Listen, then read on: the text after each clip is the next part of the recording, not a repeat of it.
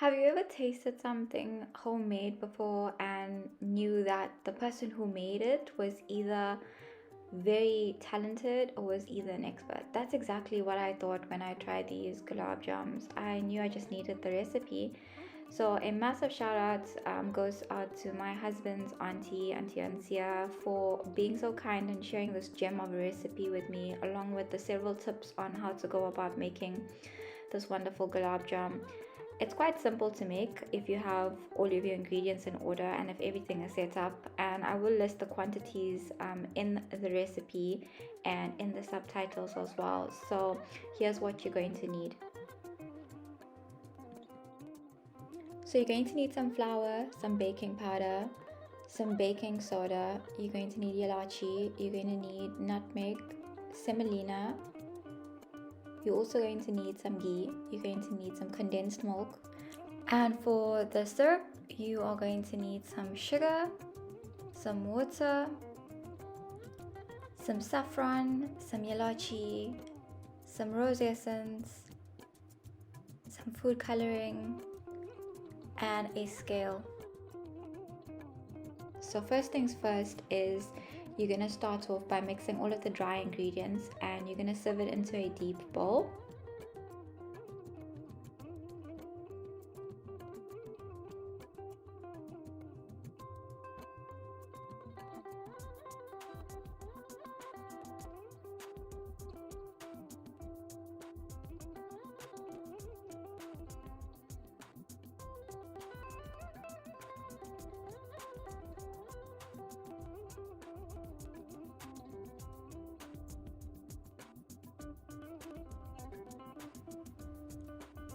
Once you're done, you're going to combine all of the dry ingredients before you actually go in with the wet ingredients, which happens to be your ghee and your condensed milk, and you're going to mix these two into the flour mixture to create a stiff dough. So you're going to knead this for a bit, and then this is the optional part. If you would like to create gulab jams that are fairly the same size, you can use a scale.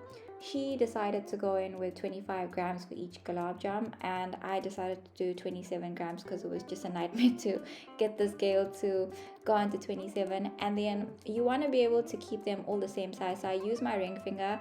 In general, I have really small hands, so you can use your pinky or you could go in with your ring finger as well. And they don't need to be very thick, nor do they have to be very thin. They just need to be a perfect size. But when making gulab jam, there's no such thing as right or wrong in terms of size. Just make sure that once you form them, they are placed. She says that also remember that once you shape it, don't interfere with it. So for example, once you have it placed on a baking sheet, you don't want to go back in and reshape it and make it longer or make it shorter, because it will spoil when you fry. Now this is the gem part here. If you do have some bits and pieces, keep that aside. I'll tell you why later. You're going to need 2 pots here. So based on the quantity, I used half of this quantity. So you should be able to get 30 gulab jam from this, 25 to 30. But I used half, so I used small little pots to make the syrup and to fry them as well. So for your syrup, you're just going to use sugar and water, and you're going to add in your egg yellow coloring, and then you're going to also add in your rose essence. The optional part is adding in the elachi. I did make a bit of a mistake here. I should have sieved the elachi in, but I only realized that towards the end. But it still brought out such amazing flavors in the syrup. So you want to be able to dissolve the sugar into the water. Make sure you do this, and also give it a taste as well. It's very important that when you're making anything or you're baking, you're also tasting as you're going along. So I literally stir this quite vigorously for a couple of minutes, and then I added in the elachi. Like I said, this is completely optional. You don't need to do this. And then to the right of that pan, I had some oil and I add some ghee. So you can fry your gulab jam just with the ghee. However, she does say that she uses part ghee, part oil as well. So once that's nicely melted, it's going to start to heat, and your syrup as well. Once your syrup is heating up, you're going to then add in your saffron, and you'll notice that your kitchen just starts to smell absolutely amazing. There's just something about cooking with saffron, whether you're making a good biryani, whether you're making a nice syrup, it just has such beautiful Middle Eastern flavors.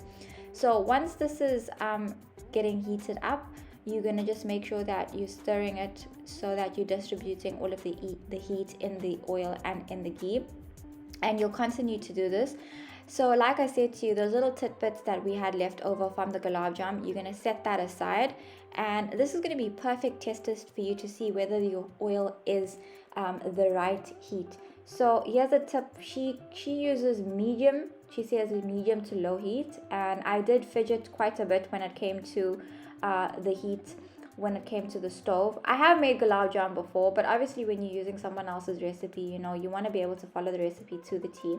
So this will pop up, and so this is a wonderful way for you to try before you actually put in your gulab jam, so that you can actually prevent spoiling gulab jam, because the first few never really turn out the way you always want them to turn out. So this particular trick really did help me. I actually didn't end up throwing away any because of this. You know, I was able to gauge how hot the oil was and how long I had to keep the gulab jam in. So I went in with 3 initially. I could have gone in with 5 at a time, but I mean, I just decided to do 3, and then I bumped it up to 4.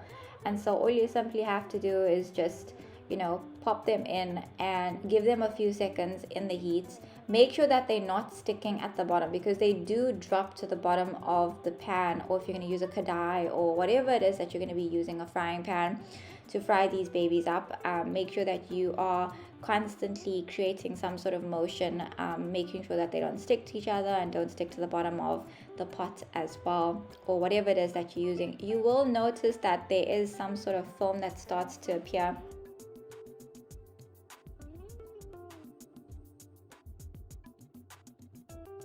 So you can keep a bowl aside, and you can just take this as it appears on the surface. You can just remove it. So once again, you're gonna keep distributing the heat of the ghee and the oil by moving it around with a spoon and making sure that your gulab jams are not burning. So you really have to be on the ball for this. Like I said, you know, if you're gonna be, I always say, if you're gonna be making something, you have to be fully hearted into your kitchen, and you need to obviously keep your eyes on this. So this is how it looks. Absolutely beautiful. I mean, they look absolutely perfect. I mean, they've got the crack, they're nice and golden brown, and you know, they really are fried to perfection. So I'm just gonna set these aside for a couple seconds, because I don't like my gulab jam like oily in general. And then you're gonna pop in the next batch, and whilst that's resting for a few seconds on the paper towel, and you make sure that your other gulab jams have not sunk to the bottom and they're sticking, you're then gonna pop the first batch in the syrup. And this is just a quick dip in the syrup. You don't need to go in for you know, a long time. You simply just need to add it in for 5 to 10 seconds and pop them out on some sort of parchment paper, and just let them soak in with those beautiful notes of elachi and saffron. And then you're gonna repeat this process. So as you can see, the second batch is coming out slowly but surely, and you're gonna add in the next batch, and then you're gonna add the second batch into the syrup, and you're just basically gonna repeat this process until all of your gulab jam are nice and golden in color. So I only, like I said to you guys, I just made these for this particular video, so I went in with half the batch. So if you go in with the entire amount of ingredients, you should come up with 25 to 30 gulab jam. And so this is really a wonderful recipe. I've personally tried her gulab jam up, which is why I was inspired to make this particular recipe, and it really is a gem of a recipe. It's one of those recipes that you just have to have. And so ending off with the last batch in the syrup, you can see the syrup is nice and warm. These delightful gulab jams are soft and they're moist, and they have, you know, the most amazing sense of elachi and saffron, and they're definitely a recipe that's worth, you know, writing down and keeping. Enjoy, guys, and happy baking. Don't forget to like and subscribe, and if you have not tried out my popular barfi recipe, be sure to give it a thumbs up and just basically go take a look. In 1 year it's received 15,000 likes. I also have another recipe that is a coconut ice recipe, super easy to make. If you love baking, these are 2 recipes once again that you guys should definitely have in your cookbook. Enjoy.